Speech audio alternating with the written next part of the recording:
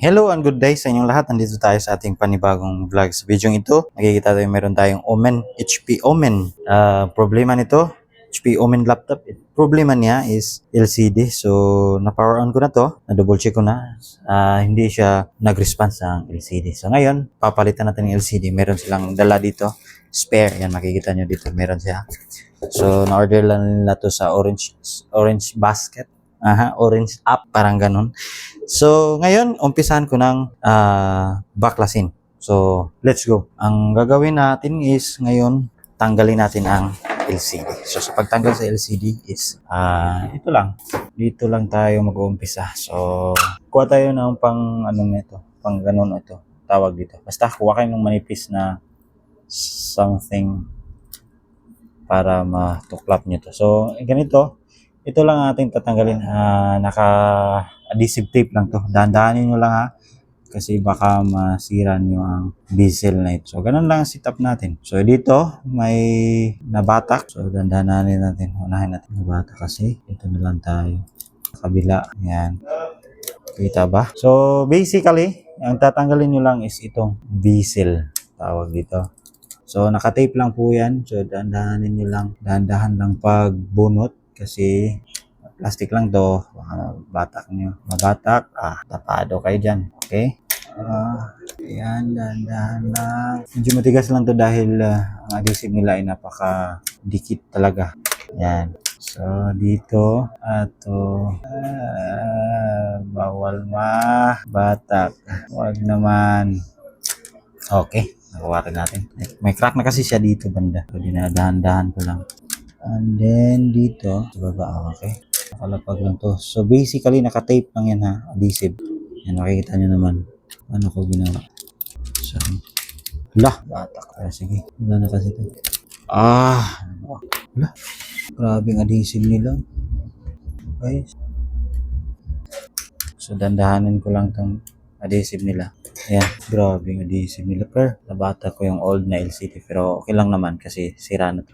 So, sa mga ganitong model sa Omen, napakadikit talaga ang adhesive niya. So, dahan-dahanin nyo lang ha. So, para maiwasan yung masira nyo. Masira ko nga itong isa eh. Ayan, masira ko sa may gilid to. Dito banda.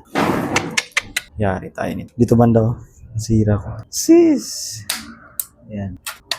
Ayan. Okay.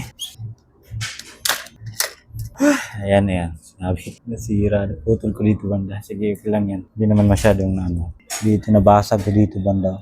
Pero okay lang naman kasi sira na to. Okay? So ngayon, itong screen na to is nakadikit lang yan dito banda. Meron siyang adhesive parang ganito. Ganito talaga. Dito banda. Kaganin. So tingnan nyo lang tong meron siyang adhesive dito sa may dulong-dulo. Sipatin nyo lang yan. Tingnan nyo, kunin nyo. Dahan-dahan nyo ha, baka maano nyo yung adhesive talaga. Hindi nyo makuha. Mahihirapan kayo dyan sa pagtanggal ng adhesive. Kasi napakadikit. So, mas mainam, kuha kayo ng tweezer. Mainam na may tweezer. Okay, kuha muna ako.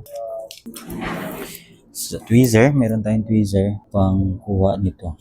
So, i-ano ko muna. Mahawakan ko lang to. All goods na. Yan. So, dahan-dahan lang ha. Ayan to. Yan.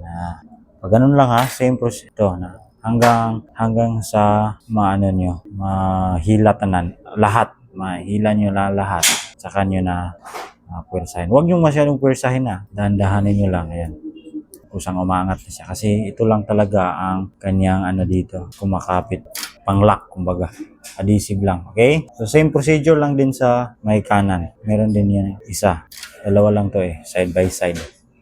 So, dapat dahan-dahan nyo lang itong wag nyong panggigilan ha. Ayan. So, dapat ganito siya. Okay? And then, dito sa kabila din. Meron din sa may dulo. Ayan. Dito sa may dulo. Meron naman yan. So, kukunin ko muna itong duluhan. Dulong-dulo talaga. Mahawakan ko lang to. Okay na to. So, ayan. Nahawakan ko na. Same procedure. Dahan-dahanin nyo lang. Ayan. Ayan. Hanggang sa mabunot nyo lahat. Yun na yun. Okay? So, tanong.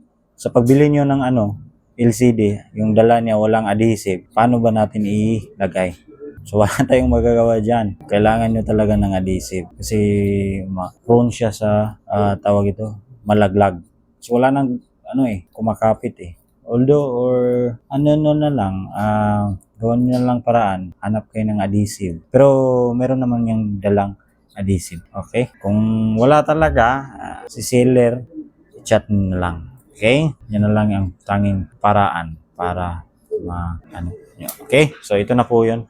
Natanggal ko na yung dalawa. So pwede na tong i-basura. So ngayon, wala na yan. Pwede mo na yung ma-access. Ayan. So, tanggal ko na. Tanggalin natin sa ano dito. Pagkakalagay. Ayan. Pagkakalagay, ito, meron siyang tape. So, ang tape na yan is for protection. Tanggalin nyo lang. Ayan. Dahan-dahan nyo lang tanggalin. Adhesive lang yan. Protection lang po yan sa connector. Then, ayan na po siya. Okay. So, iangat nyo itong lock. May lock siya. Yung lock, tapos hihilain nyo. Pag ganun. Okay. So, ito po yung lock niya. Then, tabi nyo na yan at kukunin nyo yung bagong bili. Bagong bili na LCD. So, nasa box pa siya.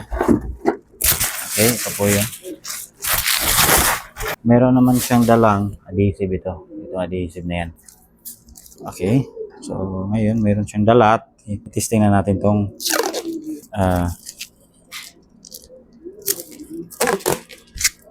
LCD niya. Unbox ko muna.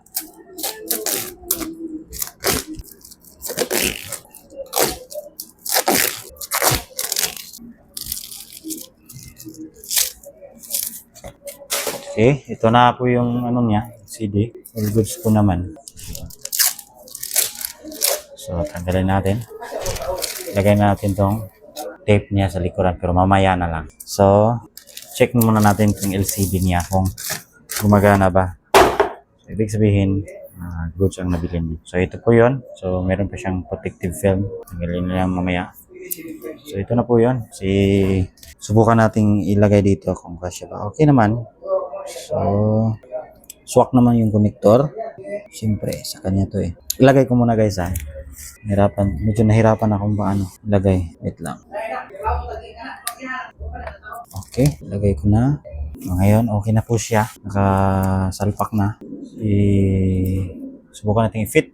Okay, ayos naman. Then, sa ngayon, since na lagay na natin dyan, ang gagawin natin is power on testing natin.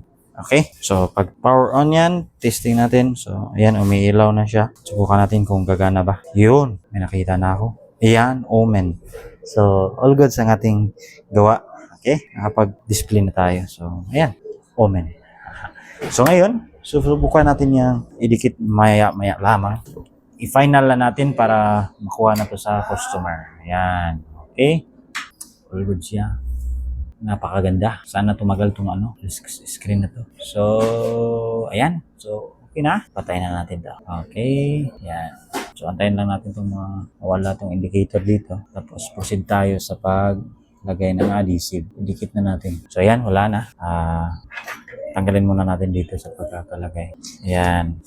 So, ganyan siya. And then, yung adhesive na. Okay? So, ang adhesive niya is dalawa to. Dito at saka dito. So, try natin. Yan ito.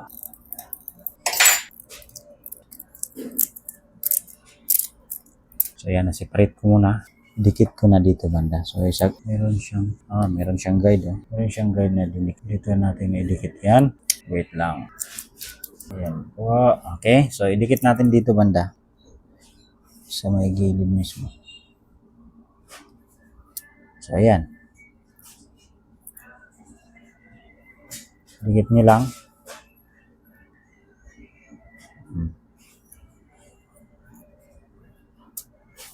Okay. Dikit na natin. And then, so, sa kabila side din, idikit din natin to. Okay, dito. So, agad natin.